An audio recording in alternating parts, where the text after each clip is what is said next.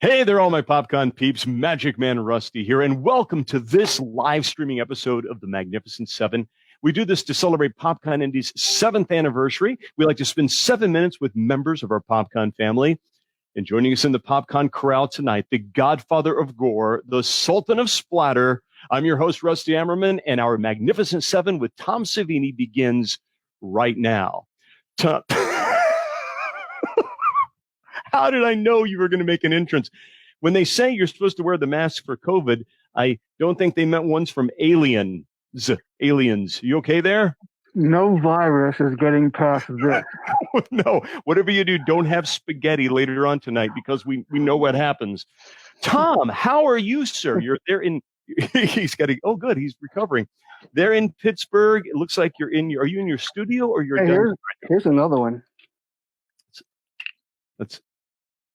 That's fan. Okay, so let me tell you why this is great.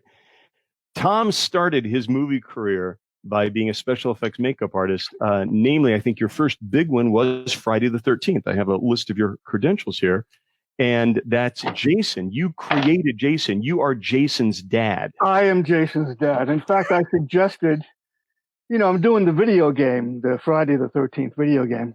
Right. And I suggested that when it comes time for the dad to show up, it needs to be me, It does. Yeah. You spawned Jason. Yeah.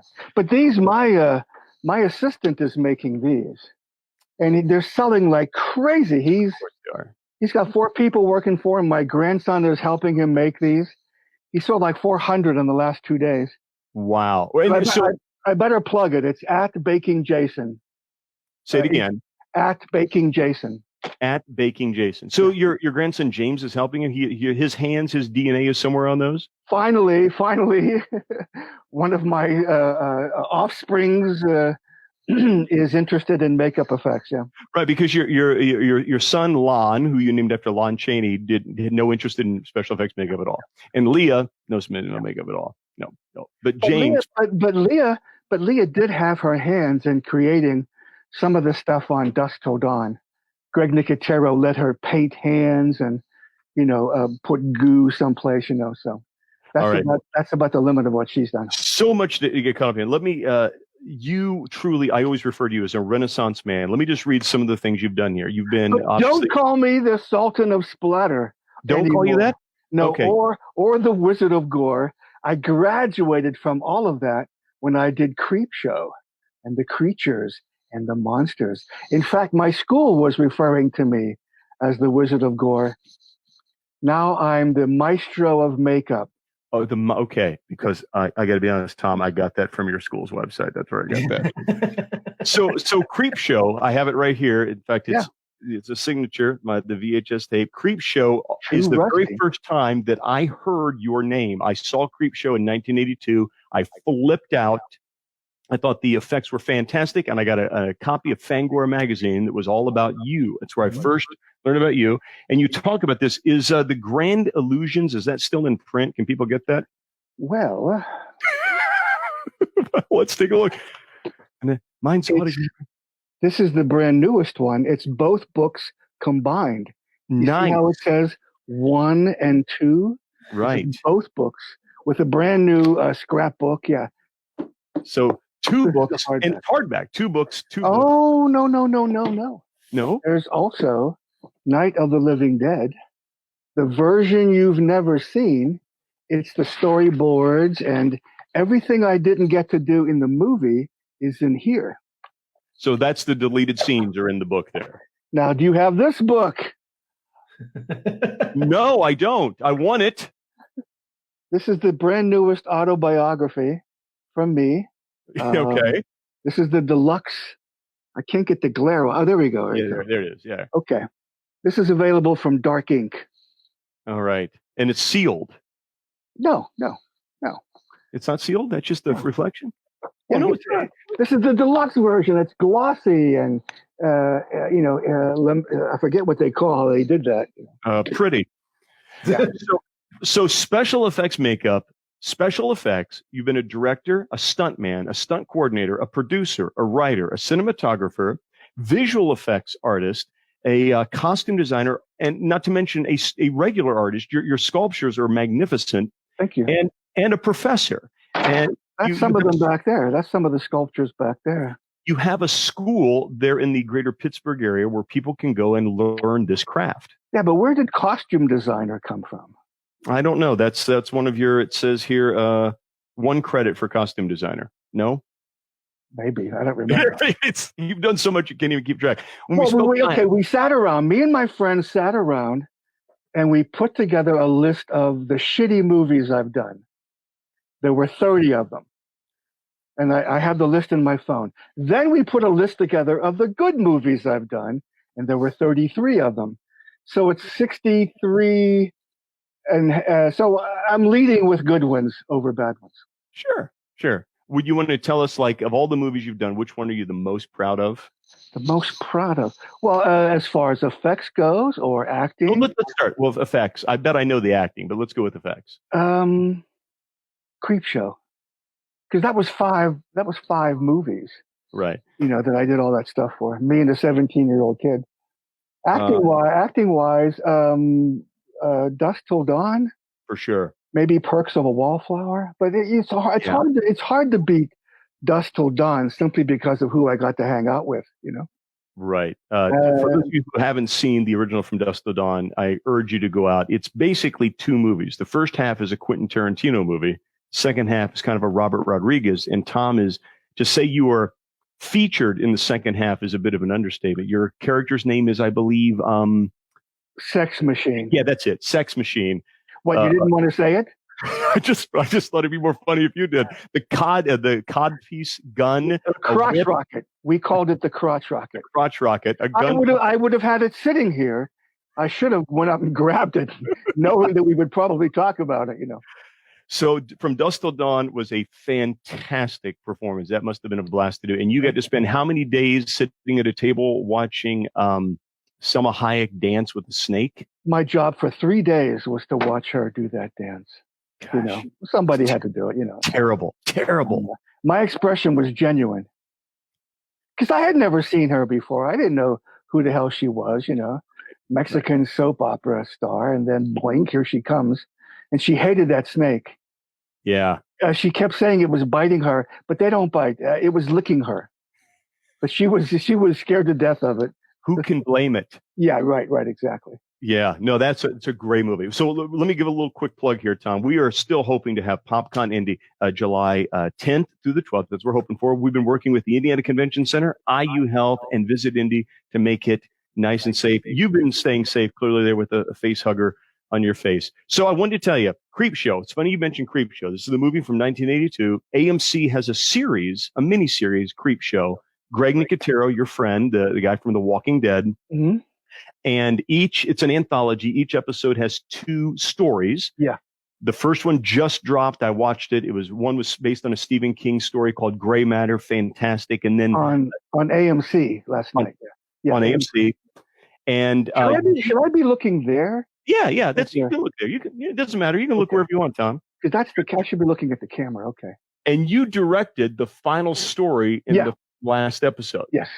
And what was the name of that again? It's called The Silver Waters of Lake Champlain, written by Joe Hill, Stephen King's son. Right. And I've also, for Joe Hill, I did an episode of Lock and Key on Netflix. It's already up there. I'm in the second episode. And I'm also in the second season of Nosferatu that's coming up. You are? Yeah, my first day there, I got to do a scene with Zachary Quinto, Mr. Spock.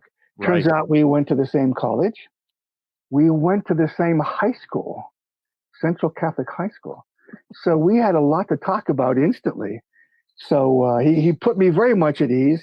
And I can't tell you what I looked like, but I was certainly something other than this. So you won't be recognizable? Oh, I'll be recognizable, but let's just say my skin will be a little different. Yes. Fair enough. Yeah, the first season of Nosferatu was fantastic. Yeah. Joe Hill can certainly write a story just like a old man. That's for sure. So are you trying to go into the directing more now? Is that because you have the school? Let's talk about the school real quick. The Tom Savini Special Effects Makeup Program. It is an associate's degree in specialized business. Yeah. But not only, so some people think, I have a girl I know down in Louisiana. She really wants to do special effects makeup and trying to push her to your school. But it's not just special effects. They need makeup artists to do standard makeup like in soap operas. You teach that as well, yes? All of it. Yeah, we teach it all. They don't have to know anything when they show up. Just be a high school graduate. And we teach it all. You're not criticized. You're not judged. So many students come in and they've never sculpted before. And suddenly they've given life to something that was inside them that they didn't know was inside them. They've given life to something that never, we call it the Frankenstein syndrome. You're Dr. Frankenstein, you create this monster, and through the animatronics, you bring it to life, And if you're really lucky, you get to kill it like Dr. Frankenstein did. Right. But, Tom, if you're really lucky, you get to kill it. As Dr. Frankenstein would. But that's a common syndrome with students that come in. And it is a degree program. Parents love that. It's 16 months. And the graduates are working, God, I wish I had that list in front of me. You name a movie in the last 10 years, my students have worked on it, and haunted houses and opera and theater and mask companies, toy companies, so. Yes, I was looking to list. There were so many I couldn't possibly condense them down. But again, it's special, which to me I think is the coolest part. And I think the reason you and I kind of hit it off and why I recognized the talent was in Creep Show especially. They were practical effects. Today we kind of CGI everything, but you kind of approached special effects like a magician does. And I think I recognize that in you. And I love the fact that, in The Crate, when Wilma gets shot in the head, you see it. Grand illusions. Right. That was an accident. Their makeup, their magic tricks. And you certainly can relate. Hey, do you remember when we almost killed Michael Felsher? No, remind me. We were in Indianapolis, and you were sitting at the table, and I was doing a magic trick with a salt shaker, and I wound up shattering the salt shaker. He got up from the table. And Mike is like, 300 pounds. I hope he has a good heart. He walked away and fell to the floor, screaming hysterically. Anyway, I do remember that. He constantly reminds me of that. Yeah. Tom is certainly a magician in his own right, and I'm a card-carrying member of the Magic Castle. Let's see it. No, don't get it. Don't get it. What else I remember? I want to say that you love the fans. One of the things that I like about you, that I really like about celebrities, are the ones that are fans as much as they are in the business. Oh, yeah. You spend as much time going at conventions, looking at other people's stuff and enjoying it as you do at your own booth. And that's refreshing. It really is. Also, I just joined Cameo. So every day I'm in my studio or up on the third floor in the theater, giving tours or wishing somebody happy Mother's Day or happy birthday. Lately I've been telling them, though, if it's their birthday, hey, you don't have to celebrate on your birthday. Do it, eat cake, have fun. But if you want to be surrounded by your friends, which you can't do now, then, make June 27th your birthday or something. Why not? Yeah. Choose a day. October 31st, That's right. And celebrate your birthday then. But speaking of the fans, I'm getting a lot of, I'm doing 4 a day here, these cameos. I got to do one as soon as I leave with you. All right. Well, I won't keep. But that's for the fans, obviously. Yeah. Well, you've always loved the fans. You've always been good. So if I can, I'm going to share a story you may not remember. You and I were visiting there in Pittsburgh once, and we went to see Sin City. We were excited. You and I went to see that together. If you remember. Okay, so we went to a real theater. We're standing in line to get popcorn. We're just about at the front, and you get recognized by somebody. You get made, and you stepped out of line. And I took a picture of you and the fan, and then we had to get in the back of the line again. So anybody that thinks that that is the correct way to treat a fan, you sacrificed our own line because it was important for you to leave them with a good memory. And that because it's a new show for everybody. And conventions are, the fans will come up, hey, do you remember me? You signed an autograph in 1997 at some hotel. And I don't remember, of course, but because sometimes they have to realize that you're trapped. You're sitting there. You're trapped. And you'll meet 750 people in one day. Right. So, but they want to think that you've remembered them. I think I'm going to change that tactic. Oh yeah, I remember you. Yeah, didn't you have or make up something? Dennis go along with it. Dennis Miller tells a story about his mom meeting Frank Sinatra in person, and she said, I saw that. Yeah, right. He said, she said, I saw you. He goes, I remember you were off on the right. You were looking good that night, baby. Done. And that made her life. She's on cloud nine. That made her life. Yeah. Dennis Miller is from Pittsburgh. No, do you know Dennis personally? I know. He knows me. I used to go to these little, like the Moose. Remember the Moose clubs? Yeah. Dennis Miller would be appearing there. Wow. And I remember him taking out a 45 RPM record and saying, I'm going to play this for you now. And he stuck his lips through the hole and started singing it. I mean, that's all I remember of Dennis Miller. Suddenly he's Dennis Miller, Okay. He's not a prop comedian anymore. That's so you love the fans, you love horror, you go to see the movies. A lot of people in the business are kind of jealous, but you I know you're a huge fan of The Walking Dead. You love it, you live it. Your house shows it. Look at this. Well, this is nothing.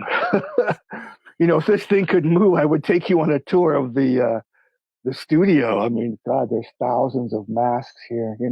There's monsters and thrones. Oh, there's some of it right there. Yeah. There's obviously Reagan from The Exorcist everywhere. Your walls are plastered with the macabre. I jokingly say your house looks like Cracker Barrel in hell. Wow, that's interesting, because that's how my assistant describes my house. It's Cracker. It's the horror Cracker Barrel. Yeah. Everywhere you look, there's something going on. Yeah. It's always a fun time. Well, sir, you have a cameo. How long ago were you at my house?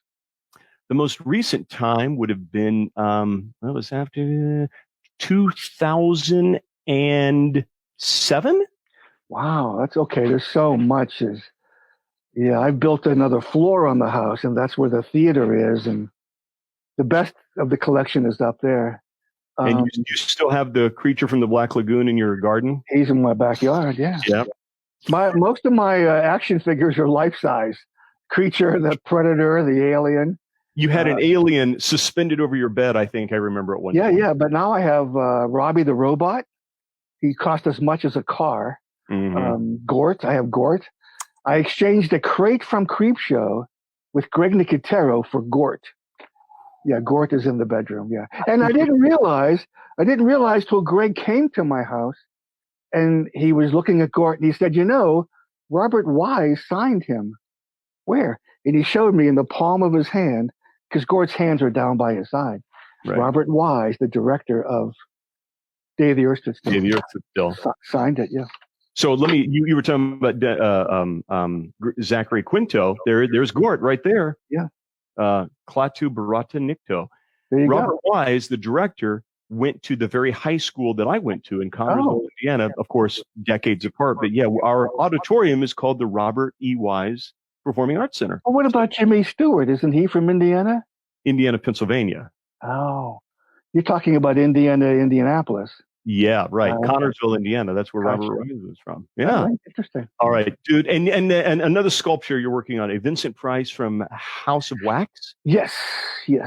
I think I can show that to you. Okay. In fact, I can show you. I just realized I could show you anything in here.